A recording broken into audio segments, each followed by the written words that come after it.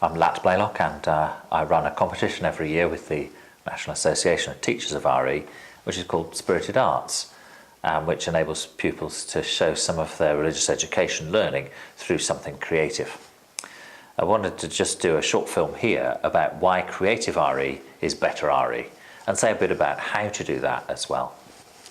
I think the first reason why religious education badly needs creativity is because religions themselves are incredibly creative and dynamic forces.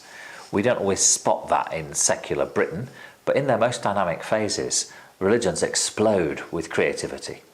So, for example, in the first years of Islam, the production of brand new literary forms and the extraordinary capacity of Islam to produce architecture that has lasted for 1500 years and it's inspiring.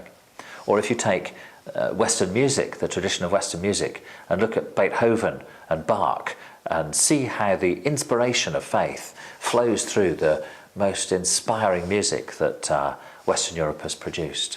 Or take the fact that religious texts, Bible and Quran and Bhagavad Gita, are amongst the most read, the most translated, the most loved, the most inspiring that the human community has ever produced. Religions are very creative entities, and that's one reason why actually if RE is not creative, then it kind of sells religion short. Now that might be scary talk for you. As a teacher, you may think, oh, I'm not a very creative person myself. I don't sing, I don't play, I don't dance, I don't dramatise, I don't write poetry. I'm not very creative, so I won't be very good at teaching RE. But would you notice with me there, please, I'm none of those things. I write a bit of bad poetry. But actually, I'm a teacher, and that means I'm in a creative line of work. Because what I make as a teacher, what you make as a teacher, is lessons. You make learning experiences, and that is actually a creative process. So I'm urging here a religious education where the teacher feels let loose to be creative.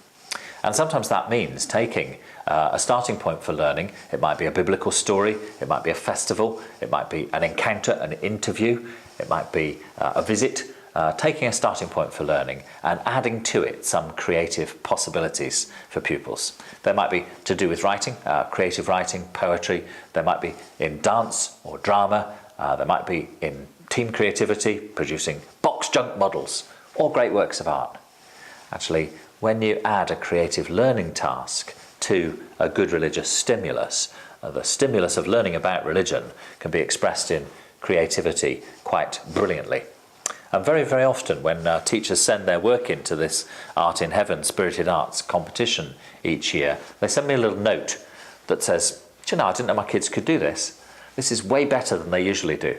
They surprised me with this. Well, that's what you want in religious education, isn't it? I'm arguing then for religious education methods, learning methods, pedagogy, which embraces the creative arts as strongly as it does, for instance, history and geography. Those are subjects that are in some way similar to, close to religious education within the humanities. But actually RE's connections with history and geography are already good.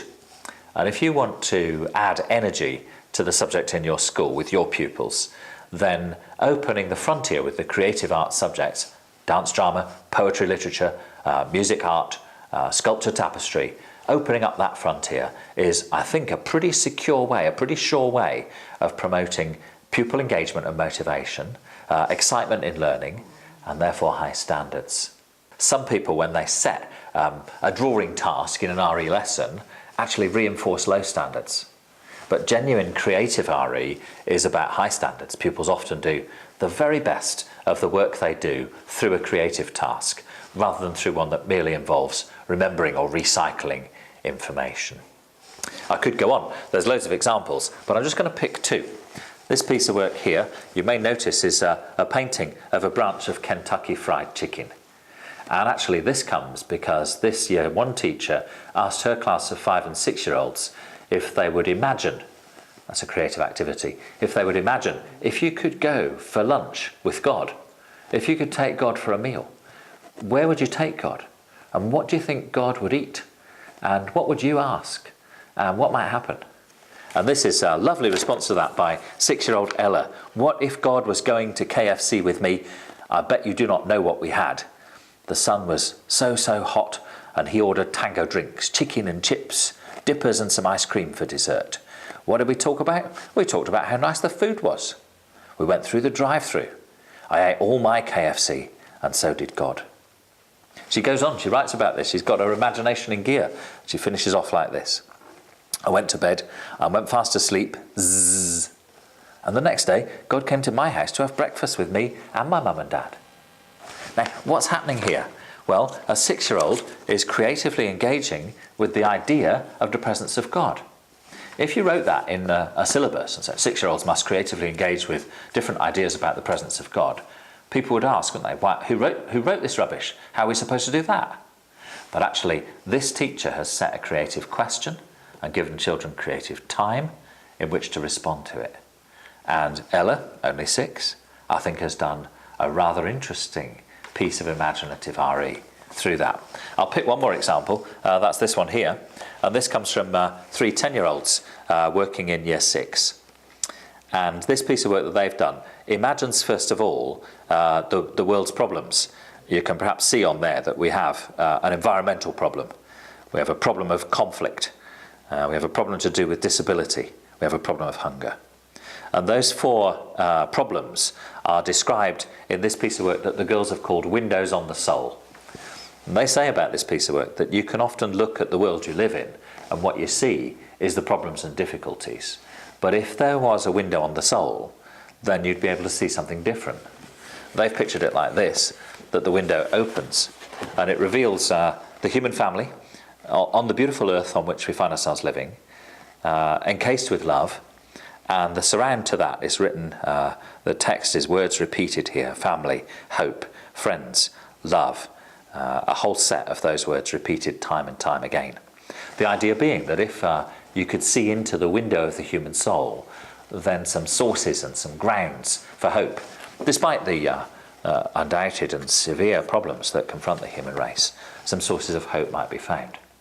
Now, I think that's actually a profound engagement with the idea of a window on the soul, which is the idea that the 3 pupils were given to work with. And I think it's a fine piece of creative religious education. I suppose what I'm urging there, what I'm arguing, is that creative religious education is better, first because religions themselves are creative, second because teachers are at their best when they're being creative, third because maybe all pupils in one way or another are creative too. But finally, I'd add a 4th reason to that. The main creativity that RE really seeks is actually creative thinking. Never mind, in some ways, the art or the dance, the drama or the music.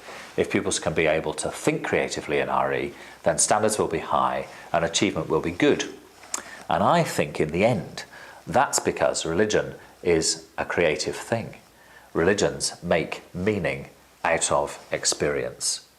Whatever your way of life, whatever your chosen profession, if you're a Christian or a Muslim or an atheist, in fact, then the experience that you have is raw. It's only if you can make some meaning out of it that it becomes intelligibly your own life. So in RE, lesson by lesson, once a week, drip, drip, drip, we try and help pupils to make meaning out of experience. That's creative RE.